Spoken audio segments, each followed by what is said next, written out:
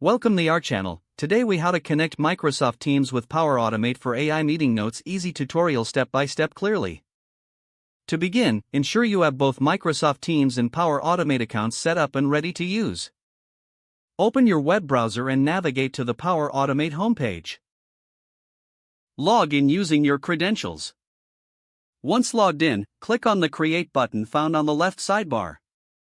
Scroll down and select Automated Cloud Flow. You will now see a prompt to name your flow.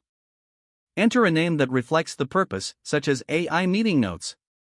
Next, locate the Choose Your Flows Triggers section. In the search bar, type Microsoft Teams. Select when a new meeting is created from the list of triggers.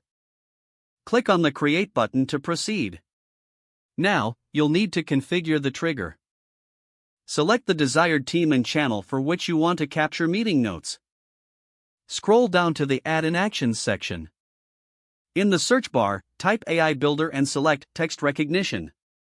Set up the action to extract text, specifying the input data from your Microsoft Teams meeting. Next, click on Add an Action again. This time, search for Microsoft Teams and select Post a Message. Choose the team and channel where you'd like to post the meeting notes. In the message body, insert the output from the AI Builder action. After configuring, review all settings to ensure accuracy.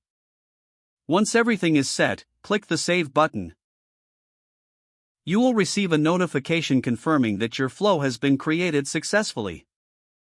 To test your flow, schedule a meeting in the selected team and channel. After the meeting, check the designated channel for your AI-generated meeting notes.